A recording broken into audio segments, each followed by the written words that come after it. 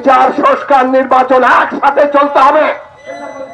এইসব কোন রকম টাল বাড়ানা বাংলাদেশের মানুষ সহ্য করবে না। এই দেশ কারোর জমিদারি না। জমিদারির বিরুদ্ধে আমরা লড়াই করেছি। আবার কেউ যদি কোন রকম মতলব করেন তাহলে আপনাদের পরিণতি, সেই মতলবকারীদের পরিণতি খুব ভালো হবে না। পরিষ্কার ভাবে বলি, আপনাদের ম্যান্ডেট আছে বিচার, সংস্কার এবং নির্বাচন করার, সেইটা এগিয়ে নিয়ে যাওয়ার, কিন্তু সেইটা করতে হবে সবাইকে সাথে নিয়ে। এবং কোন জায়গায় করলে সত্যিকার অর্থে মানুষের উপকার হবে সেই জায়গা, সেই কণ্ঠ, সবার কণ্ঠ শুনুন, সবার কথা শুনুন। কারো কারো কথা শুনবেন আর মানুষের কথা শুনতে চাইবেন না।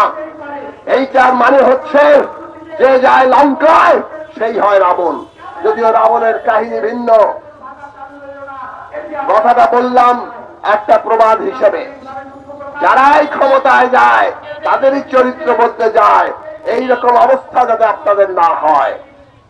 দেশের সংখ্যাগরিষ্ঠ মানুষের কথা না শুনে কতিপয়ের স্বার্থ রক্ষা করা আর বিদ্যমান অবস্থা যা আছে, চুরি, দুর্নীতি, লুটপাট, লেনদেন, সমস্ত ক্ষমতা একইভাবে থেকে যাওয়া, তার মানে আপনারা বড় কোনো বদল আনতে পারছেন না।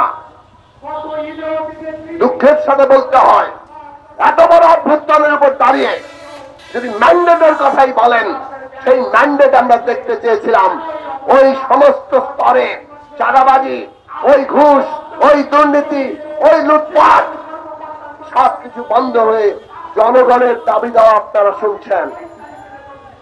আজকে খাস জমিগুলো কারা দখল করে রেখেছে? সমস্ত ক্ষমতাবানরা খাস জমি দখলে যায়। যে খাস জমি আপনার আইনে আছে, ভূমিহীন ছাড়া কেউ পাবে না, কিন্তু ক্ষমতার জোরে তারা সেখানে টিকে আছে। আর আপনার আমলারা ভয়ে ওই ক্ষমতাবানদের কাছে জিম্মি হয়ে আছে অথবা টাকার লেনদেনে বশীভূত হয়ে আছে।